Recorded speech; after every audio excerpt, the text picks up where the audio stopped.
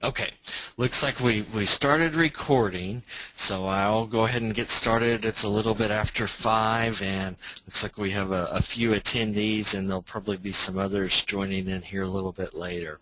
But I'll go ahead and get started. My name is Greg Hardin. I'm the subject librarian, or actually subject librarian for Department of Library and Information Science, and also the Information Literacy Coordinator here at UNT, and I'm actually in Willis. And tonight, of course, we have the online chat for SLIS 5208, Learning Resources Organization and Media, and I'm going to go through kind of the PowerPoint that I've got here, and hopefully at the end, if you guys do want me to go live and do some kind of live searching, I can do that, or we can kind of just continue the chat virtually and just see how things go. We'll just, especially since we have a smaller group, we can just kind of keep things loose and flowing. So anyway, you all do have your project that you have to work on, and part of that is to interview a librarian, or the reference interview.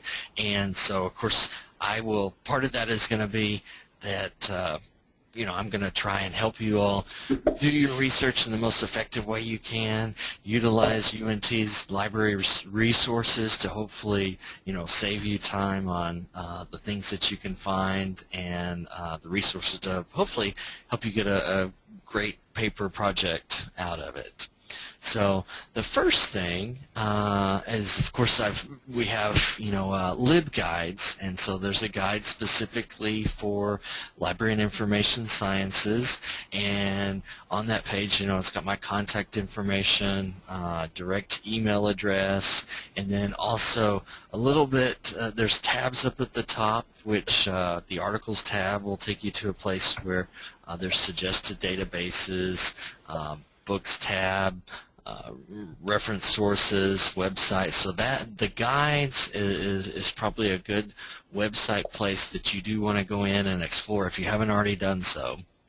A lot of the library science students, and even in like the 5,000 class, have gone in and explored the guides, and there are course guides. So there's one, and then one thing I will tell you about my background. I just started here at UNT in this January, so last month. So I did come from Texas Woman's University, where I was a reference librarian there for 17 years. So I would say one thing about the LibGuides is they were Cindy Batman was the librarian that was over the College of Information before I got here, and before she retired. She did a fantastic job with all these LibGuides, and so thankfully they're here. But one thing, I haven't had a chance to necessarily go through all of them and check and double check them.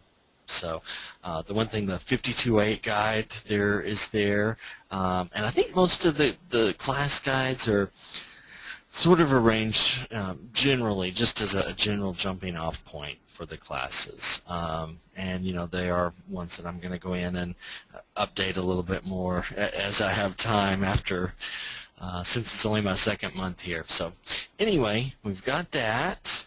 And the next page, just to give you a little bit of background and some statistics on the UNT libraries, how large they are, how many materials we have. I've just included this quick little statistic snapshot here for you all. It is just kind of fun to look at, how many different monographs we have. Nearly 500,000 ebooks. That's one thing. Of course, the distance students, and being able to provide ebooks, to the most amount of people, the most, anywhere that they are, is one thing that I think we're striving for. So that those are good to have all those ebooks there. And then another one that is kind of interest down here, the distance learning and faculty delivery request.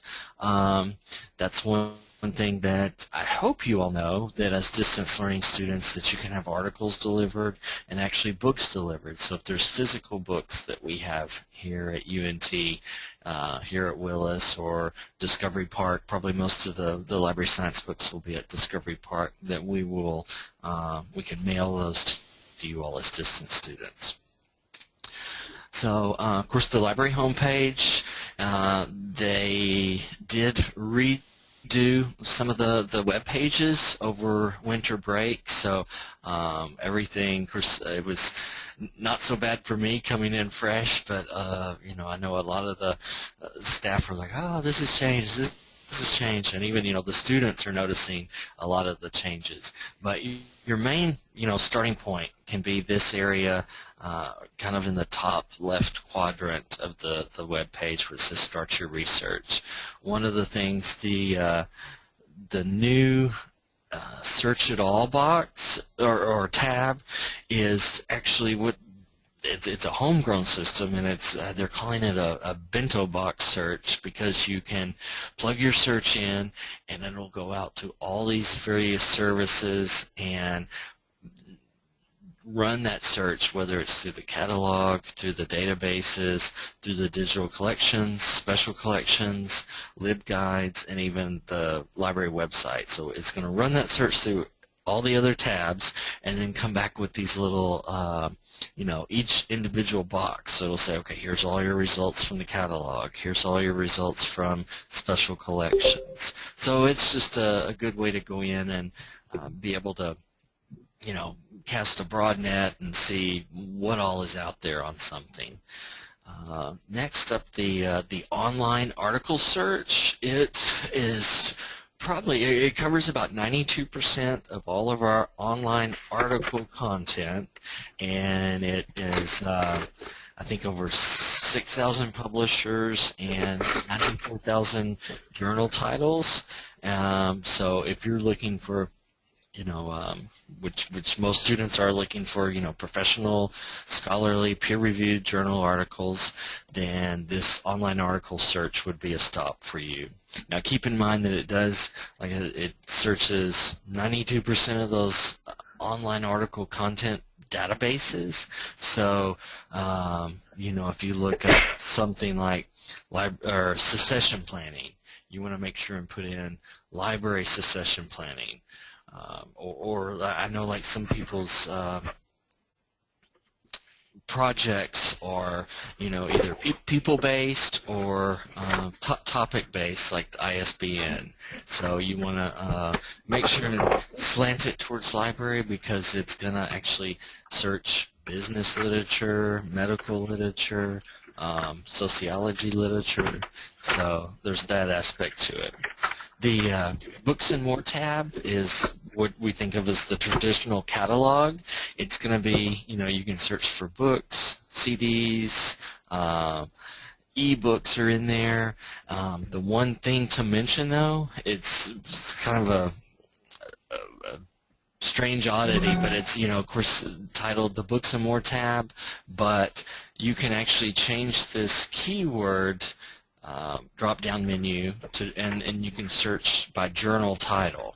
So, you know, anytime you're looking to see if we own or have access to a specific journal, you know, the catalog is going to be a good bet. The Databases tab, if you're looking for a specific database, library literature or library source, you can go straight in there by using the drop-down arrow here. If anybody uses RefWorks, the citation management system, you can go in and get straight to RefWorks by going to the R's out of here. There's also a drop-down by subject, so you can get to all of the library and information science, you know, subject areas by going to the Browse. E-journals, it differs from searching by journal title in the Books and More search, in that it's only going to list things that we have electronically. So, you know, if you have a historical topic, I know I can't remember if you know, maybe John Dewey, for instance, who was alive a long time ago. If you wanted a historical journal article, maybe by him, in the I think 1880s or so, you would need to go probably to the older journals and check the historical records instead of the electronic ones. But if we wanted to go in here and see, school library journal, we could go under the S's or just type in the journal name there. The digital collections is, of course, the digital library, which is kind of home to the UNT's research, scholarly activities, so any theses, dissertations, maybe things written by faculty, would have their home here. And also the Portal to Texas History is also in the digital collections area. Special collections, any things that have to do with, I think our rare books areas here. There is the music library, the archives. I believe the media library material is categorized and cataloged in here. One of the things that I didn't know and that I learned within my first week was there's a media library here on campus in Denton, and as well as like lots of movies and DVDs and things. They also have a huge video game collection, so even like a historical collection, probably with some old cartridges and things in different systems, so that a lot of the students can check those out here. The subject and course guide, this is a kind of a quick way for you to get straight to that guide that I showed on the first screen. So you could browse by subject, library and information science, or go straight to the course number. So we could look up the 5208 straight in here and jump straight to those guides. If you do happen to use the search box, keep in mind it's not going to really run a search. It's going to search for words on those LibGuides. So for instance, you could put my last name in there and it probably should come up with the guides that my name's associated with, but it's not going to actually look, beyond those guides. This website, that's going to search for all the UNT library web pages, and so that's, if you want to look up things like hours or, ILL, things like that, it's a really good way to quickly plug in that search and see what the web pages are. Okay. The home page, I kind of want to just point out quickly this gray bar up at the top, and you may want to look through these and, like this says, kind of investigate each section, each tab. This is kind of what we're seeing here is the research tab, and it has kind of subcategories. So if you wanted to look up, UNT Scholarship University Archives, you could click on this link and it would go further down in that page. So these are all the things that are on this research page here. The services tab, again, same thing, has a lot of the different services we have available. One of those to note, I think, under material delivery, there is a distance learning request right down here at the bottom, and that's one of the things I was talking about before. You all as distance students are definitely eligible to submit those requests, and if it's something that we have, the turnaround time is really quick. If it's something we have to get from another library, if it's an article, most of the time those are done electronically when possible, and those are just given to you as a PDF, so the turnaround time is real quick on those as well. So the off-campus user or off-campus access, one of the main things is if you have any problem at all, just kind of check your EUID, make sure your password's current. That's usually with the online classes, everybody's able to get into Blackboard, so most everything should be up to date. But the one thing to watch out for is, like it says down here, the firewall information. If you're trying to access the databases from either a business, another school, public library, then you kind of have to watch for the firewalls that they have in place there. One thing you can do to help with that, and usually with I guess it's about 80% of the access problems are solved by accessing through the library or the university's VPN.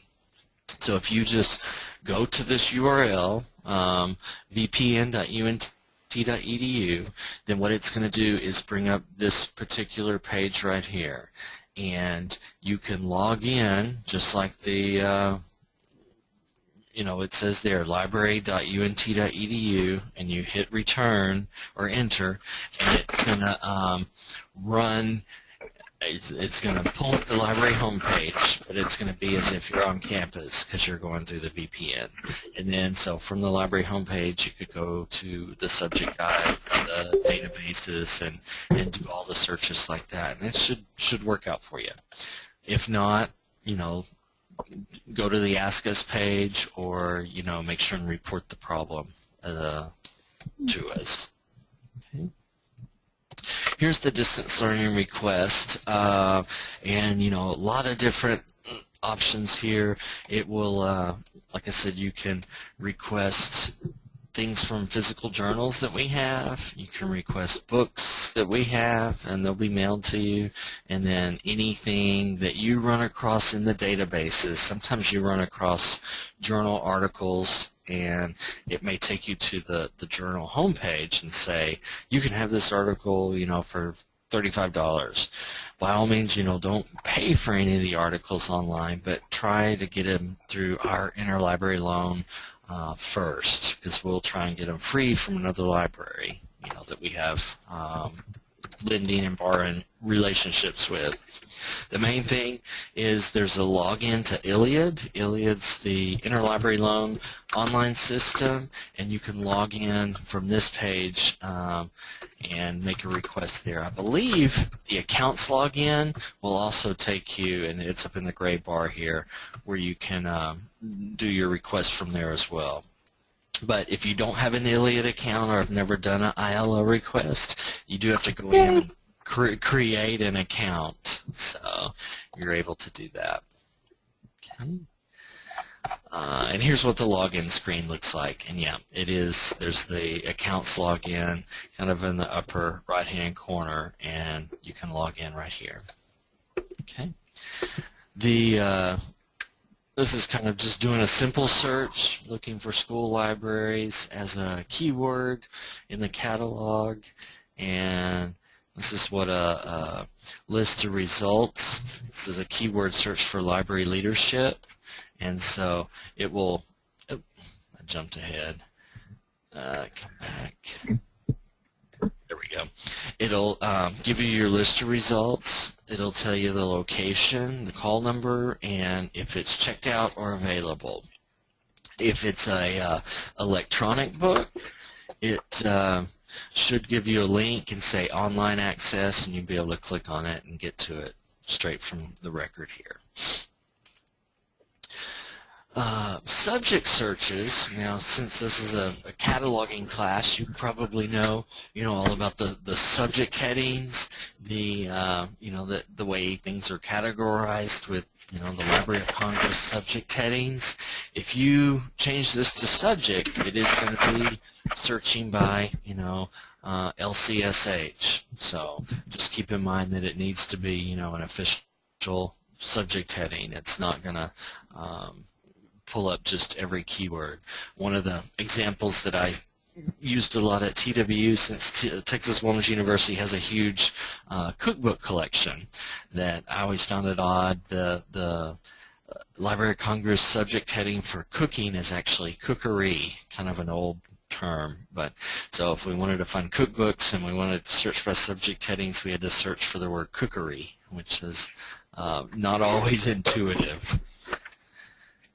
So the advanced search, you can actually do a Boolean search from here. You're able to kind of do a subject search with a keyword, or a title search with an author search. You can also limit by collections. And this is what the internal record would look like, the detailed record. And again, you do see the subject headings here, and all of them are clickable, so that if you do find something in a list of results, that look at the subject headings, and either you can refine your search if you have some new terms, or click on these and go to the like material. Okay. And the other thing at the bottom of these records, there's a couple of really good things in here. One is the distance ed info, so that would take you to a place where you could request that book. There's also a permalink if you need to, either save this, send it to, your professor, send it to a classmate, or even I don't think APA is going to have, that you have to put the retrieved at and then the permalink, but, other citation styles you would have to sometimes put the URL in, and so the permalink would work. The other thing for the link to RefWorks is there, so if you want to export it and send it to your RefWorks account to save for later, you can do that as well. Okay. So the ebooks, like I was saying, we've got the basic and the advanced search. So ebooks will be listed as a material type, so you can limit just to that. Of course, like I said, the great thing about the ebooks, accessible pretty much anytime, any place. 3 o'clock in the morning when you're at home outside of the Dallas-Fort Worth Metroplex. But the one thing about them that I would mention is it's pretty much like a physical book, most of them. Like you'll see these in this list will say single user access. That means just as if it's a book on the shelf, if I go up to the shelf, pull that book off and go take it over to my study carrel to take a look at it, or maybe I check it out, it's going to be not available for any other users. Same with the ebooks. So if you, I think most of the ebooks, they do have a browse time, and I think it's like 10 minutes. So if you're just scanning it, looking at it for like 10 minutes or so, and go on to the next book, it's going to be available for other people. But if you either check it out or look at it for a longer period of time, or do any printing of any pages, I think then it will kind of take it out of circulation, so it won't be available for other users for a period of time. I think some of them are 24 hours. Okay, and this is, you all are probably very aware of this, but I always put this into my presentations just in case. The difference between scholarly and popular. Most of your work is going to be pulled from scholarly journals.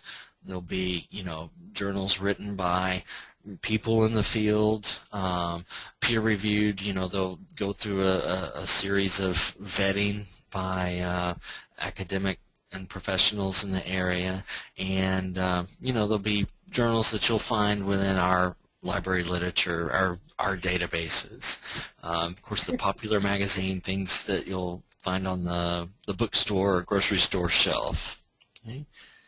And most of the databases, especially the EBSCO databases, have a limiter that you can limit to scholarly and peer-reviewed. So that's always something to look for and check off if it's an option.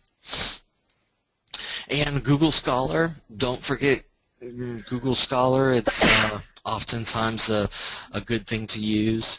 Of course, make sure that you're at scholar.google.com and not just plain Google.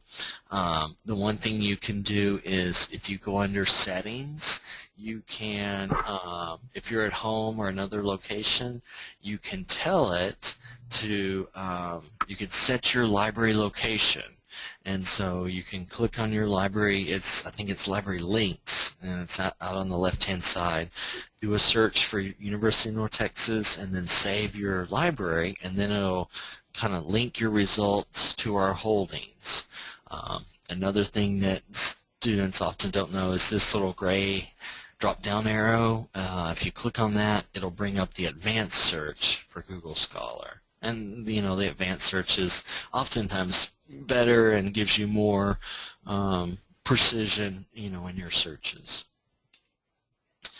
So this says, if you're looking for a particular article, the federated or integrated search here, is searching across most of our holdings, not all, but most of them.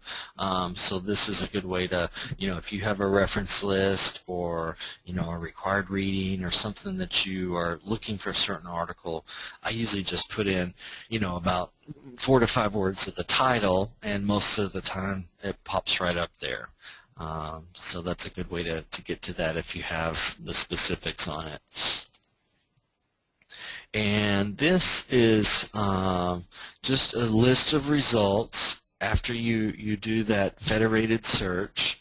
And one thing I wanted to show you was the ways that out on the left-hand side that you can use the facets to refine your search once you get the results. Because like school library budgets, we have over 100,000 results here, so we could change the date with the slider, or type in our date here, narrow down straight, with the subjects, limit by, of course it's not going to kick out all that much, but some foreign language things. And then also up in here we want to, limit to scholarly peer-reviewed. So don't forget to use your facets or limiters out there.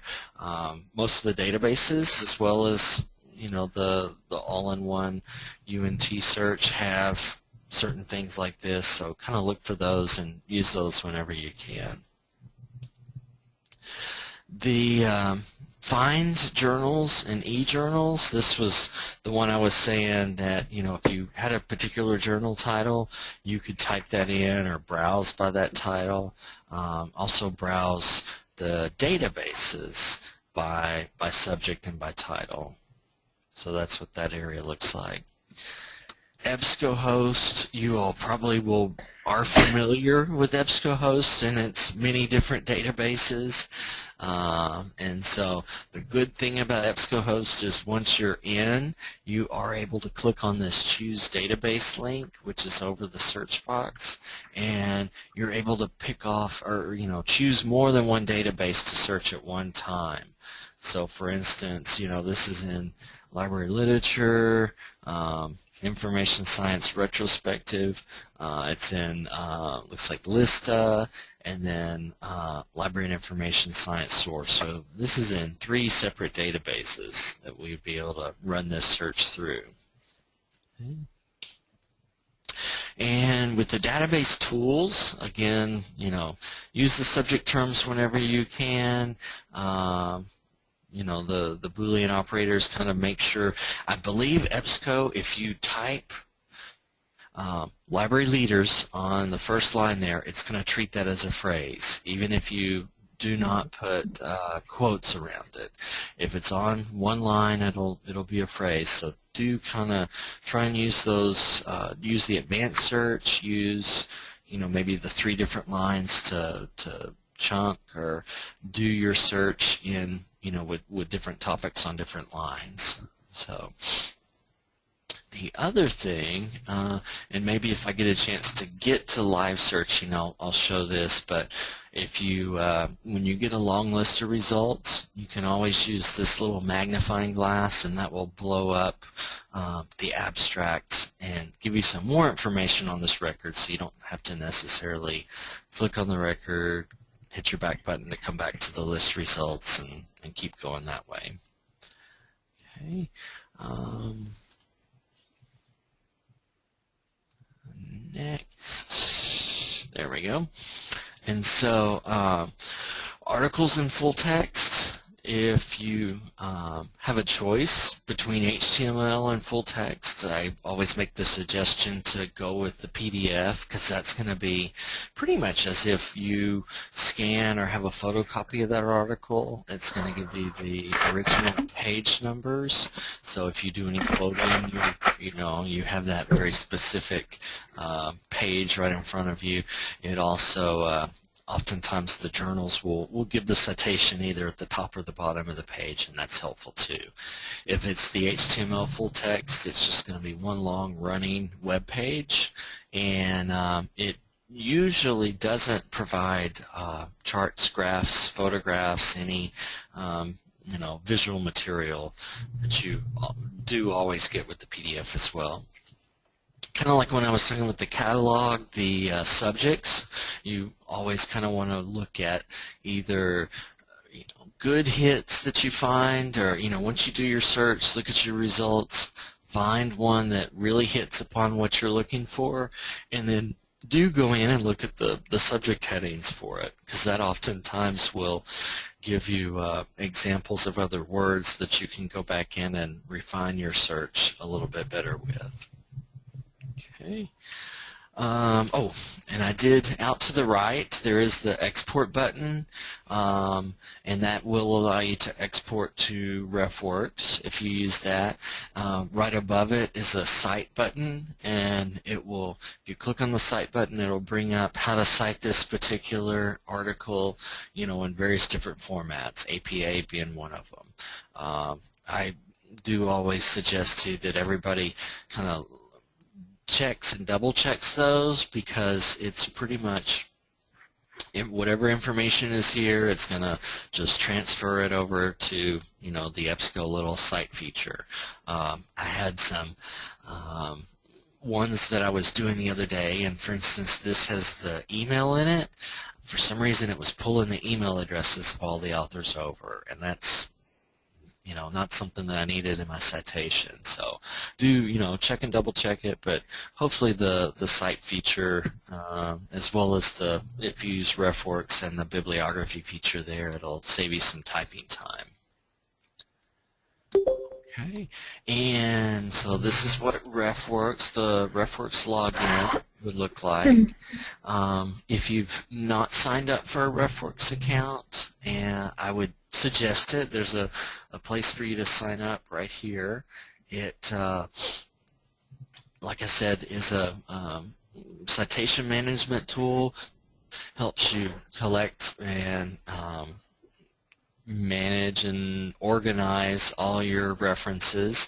I've been doing a lot of the end of program exam library workshops this past, we've done some Thursday, Friday, Saturday, and then my last one was last night, and one of the workshops was on RefWorks, and it is something that I think is going to save the students in EOP a lot of time, because it'll help cite those references pretty quickly, and then also if it's something that students have used all through the program, they're going to have those references in their RefWorks database, and they're not going to have to go and either pull out the old paper copies or pull them, search for them on their computer, because a lot of the questions in EOP they're going to pull from the classes that you've already been in. So some of those references that you've used all along the way, they may come in handy during EOP. So it is something If you've not explored, I would suggest it. If you kind of want some extra help on it, don't hesitate to get in contact with me, and I'd be able to, especially if you're able to come into the library, we can sit down and kind of go through it step by step. If you're not close to Denton, then, maybe it's something we can go over by phone or chat in some way, or anyway, we work it out if it's something you're interested in. So after you import your records into RefWorks, it puts it into a place called kind of a holding area called last imported folder, and once you kind of get that, it's going to look like this. And again, it pulls it all over, pulls the subject headings, a direct link to it, author title, everything that you need. You can see there's some folders out to the right-hand side here. I always suggest the last imported folder holds whatever you just imported from a specific database. Go ahead and kind of handle it, deal with it right up front, organize it, and that's what this little drop-down manila folder is here. You would click on that button and you could add this record to one of these folders, or create a new folder, based on the topic or the paper. I usually have students organize their folders either based on class name, or if they have multiple papers for classes, they can do paper topics. And even the end of program exams, I think there's 3 specific essays the students have to do, and so we suggest that they do like essay 1, essay 2, essay 3, and have 3 folders for them. Once you kind of get a lot of different results in here, this is what this will look like. You can kind of manage things all at one time. The way you do a bibliography is there's a bibliography button right above, kind of got chopped off here, but it's right above here. It'll say create bibliography, and you can create the bibliography based upon the folders right here. Okay, so I've provided my contact information here, email address and phone number. The phone number goes straight to the kind of the Research and Instruction Services main office, but either our office assistant or somebody in there would be really easy to transfer to me, or just kind of walk around the corner and get me the phone. So don't hesitate to call and email. And I guess one thing, we can open it up for questions, for chat, and maybe see if you all do want me to kind of go live and do a search through EBSCO and pull it over to RefWorks or not, or if we just want to field questions. I'll kind of open the floor and see what you guys want to do.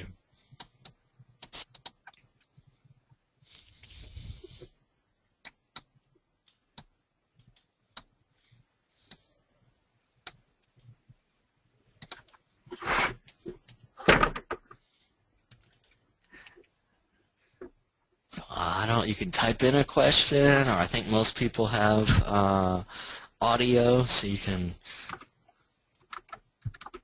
speak out and let us know. Good introduction. Okay, good.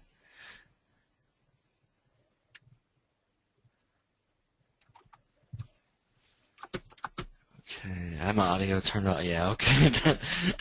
And I think I had somebody that say that they were at Panera, and so they have their audio off as well.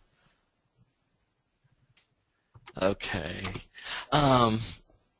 Let me then, since I kind of don't have any specific questions coming in right now. Oh, okay, here's one. Is there a way to save a search that would search a collection of journals, like school library journal, hornbook, book list, etc.? I would say yes. That's going to be, let me pull up, and this will be a good excuse to kind of do a live search as well. So I'm at the library homepage. I'm going to go to the databases.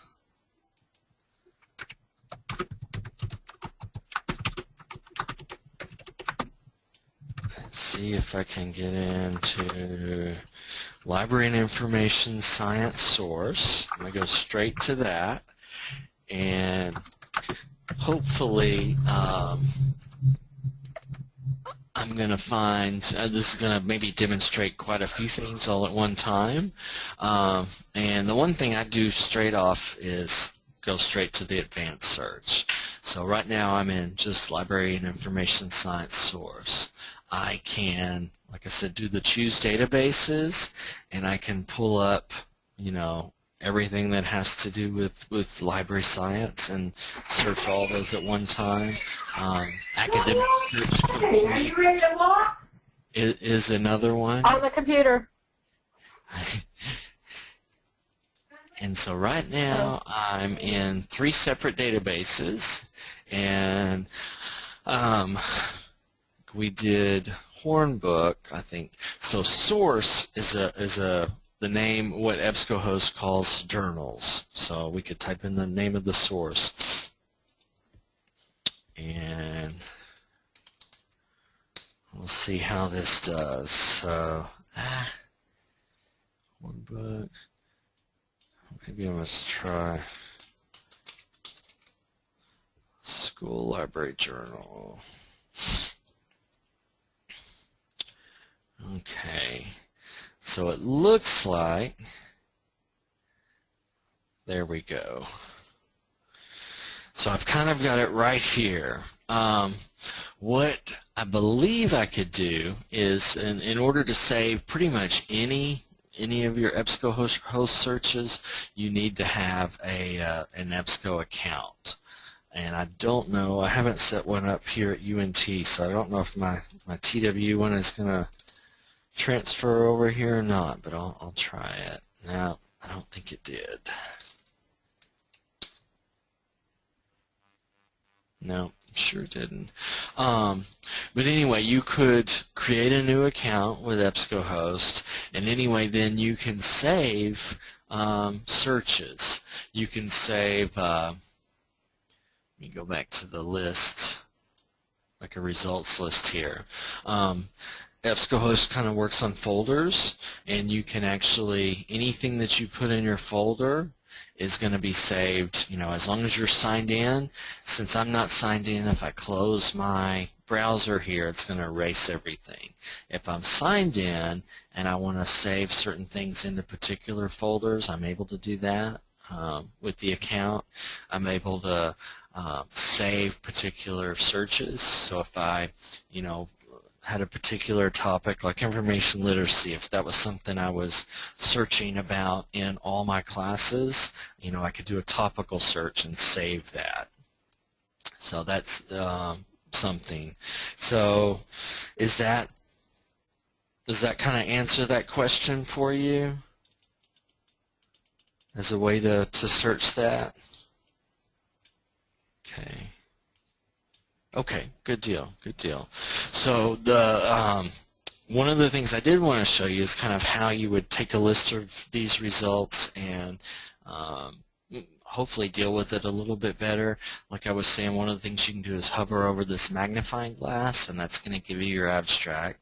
One thing that I do to make this a little more efficient is I always go up to page options and change this from brief to detailed.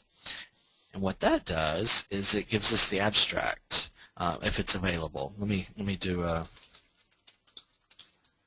information literacy search by I'm going to leave it as a keyword search. And then what that'll do is bold the search words that you used, and also it gives you your abstract and just gives you a little more information right up front and center, the subject terms, so that you're able to assess this list of results a little more effectively and quicker. You know, you're not having to click on the title, go into it, hit your back button, come back to the list, and so on. So again, you know, like I said, with the facets, you could always, you know, I want recent results. I can change that. scholarly. So, you know, it is honing down this list here. Of course, I could come back up in here and change it to a subject term search, and went from 11,000 to 8,000, so does a lot better. So if I wanted to take these and export them to RefWorks, what I could do is click on the record and export straight from here, and it'll do a direct export to RefWorks. But what I want to do is kind of, you know, I want to go through my list here and figure out which ones are going to help me, you know, my paper or my project. And so I'm going to select a few just on a whim, but, you know, you'd want to be strategic about it. So I'll go through here, and I've got my folder up at the top, and so I've got a list of 6.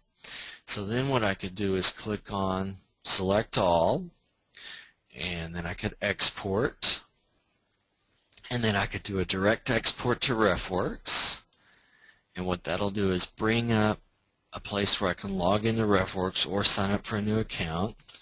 I already have my account. Oh, let's see.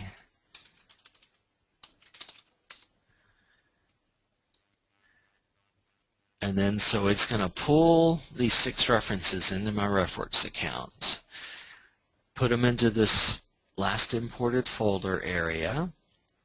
If you don't deal with something and you happen to like go back to a database, and if I was going to import 10 more, these 6 wouldn't disappear. They would get put into this, it's kind of a funny name, not in a folder. So it's kind of a holding area. But that's one reason I do try and kind of deal with these records right, you know, right on top. So kind of go all in list, and I want to put them into a new folder, and so I want it to do 5208, and so they all went into this 5208 thing. Okay, and so the big plus side of RefWorks, of course, is the bibliography side of things. And well, the one other thing I want to show you before I get to the bib is the PDF. So this particular PDF, I want to click on it, and I'm going to save it. And you can, a lot of times you either print all these out, save them on your hard drive, save them in the cloud somewhere, but you can save them in your RefWorks account too, and it kind of saves you on space and keeping up with things. So I'm just going to save it to my desktop, save it as the name, Pedagogy is a Possibility, and then if I go back to my RefWorks, when I find that title, I can come in here and go to the Edit feature, and one thing it allows you to do is add an attachment. And so if I go to my desktop, there's Pedagogy is a Possibility, and I want to make sure this is a journal article, and I want to save that reference. Okay, so now that reference has the paperclip, lets me know there's a PDF in there. I can always get back to it. But then, like I was saying, the bibliography, if we go up here to Create Bib, and I want to do APA 6, I'm pulling the 6 references from my 5208 folder. I'm going to pull it up as an HTML file so I can copy paste, but you can also pull it up as a Word document. So I'm going to create bib, and it's blocking my pop-up, so I'm going to click here, and then there's my bibliography for the 6 records. Again, like I said, you know, this has the email addresses in there for a couple. It's kind of awkward. It also, I thought I saw some caps, but everything else looks kind of okay. So, but you do want to check and double check it. But it sure saves on typing time. And the other thing, if you do use Microsoft Word, whether it's on a Mac or PC, there's a pretty good tool called Write Insight, which you can download, and it embeds into your Microsoft Word, and you can just write your paper, hit a button that says Cite, it'll pull up your RefWorks database, it'll plug that citation in, and then you just hit a button that says Bibliography and creates the bib based upon all the records that are in your paper. So it's a pretty powerful tool. Suggest if you want to explore it, by all means. Making life way too easy. Well, there is a learning curve to RefWorks, and that's why I told all the students in the RefWorks EOP workshop that I would, if they haven't learned it or haven't used it, the week of the EOP exam is not the week to try and pick it up and clutter your head with learning a new tool. I definitely be something. That's why I'm kind of stressing it to everybody here that they'd want to do it ahead of time. So it's something you want to take your time and do it. Where do we sign up for it? So I'm going to log out of this account and go to library, and so the students are able to get into it. If you go to databases, it's listed as a database. I'm going to hit the letter R on my keyboard, so it'll take me to my R's, and RefWorks. So I can click on Go, and it takes me to the sign-in page, so they could sign up for a new account right here. Okay. The one thing is, if, for instance, off campus, if it's not really recognizing you as UNT, make sure to go to the VPN before you go to the library homepage. And that way, let me show you what the VPN looks like. I'm not going to do it since I'm on campus, but this is what you'd do if you were off campus. Oh.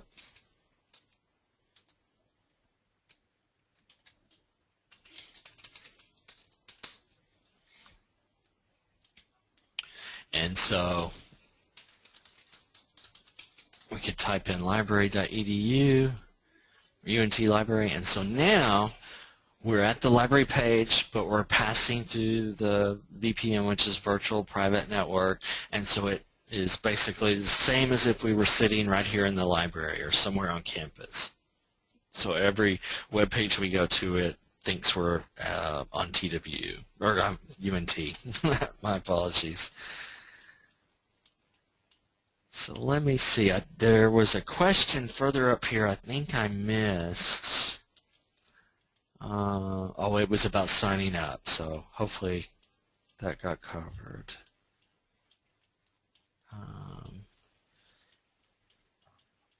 UNT, do we need to use? I believe you may want to use an alternate email address, because one of there's a plus side to this, that as long as UNT continues to subscribe to RefWorks, you will keep the account as an alumni.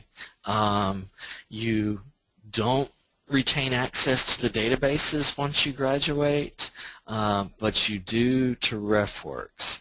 And so one of the things that's another plus side for pulling in the PDF and saving those PDFs into your RefWorks account, because those will go with you as an alumni. The links that are in there will take you back to the database, and so if you've graduated and your EUID is not working anymore to the databases, then all you're left with is just the citations. So anyway, that's a plus for either putting in that alternate email address and then also putting in the PDFs.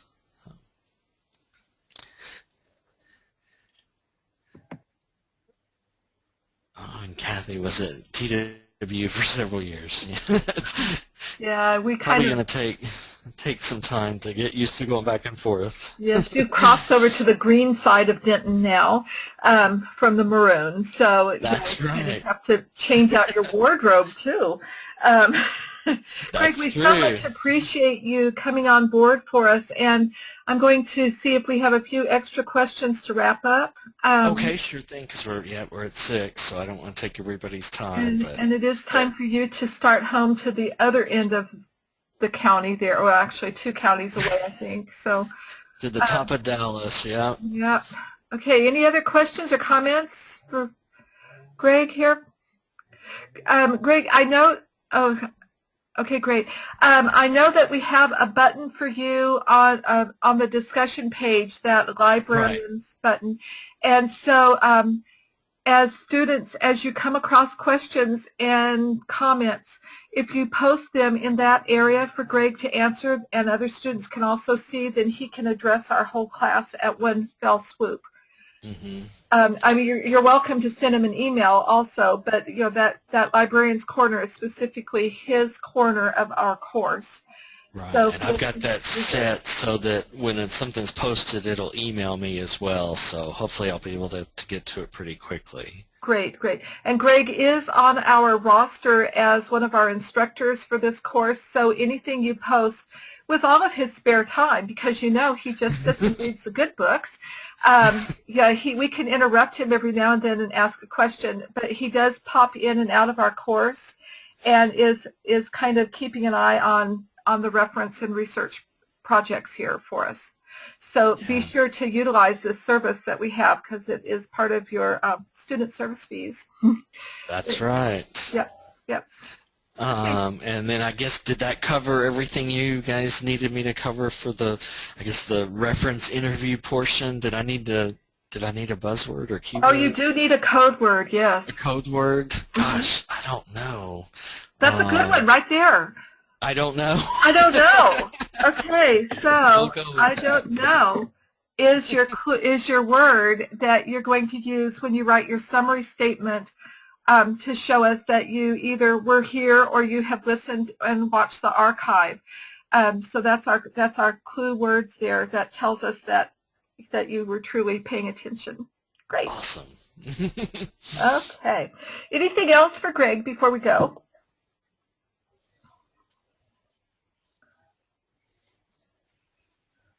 Okay, I think we're about done then. I know you have a drive ahead of you, and so we'll let you go. Thank you again so much for being here and all the wonderful information and the good work that you guys are doing there for us. Great, great. Well, thanks for having me. I appreciate it, and hopefully if they have questions, I'll be here, and we'll go from there. So good luck on the papers and projects. Okay, great. Thank you again, Greg. Have a nice evening. All right. Y'all too. Good night. Okay, guys, and I'll see you all on the other side of the exam next week on Tuesday at our normal time and station. And, we'll just kind of work our way through all of this. Okay? Okay. I'm going to close this out. Any questions for me before we go? I'm wondering what I use the I don't know for.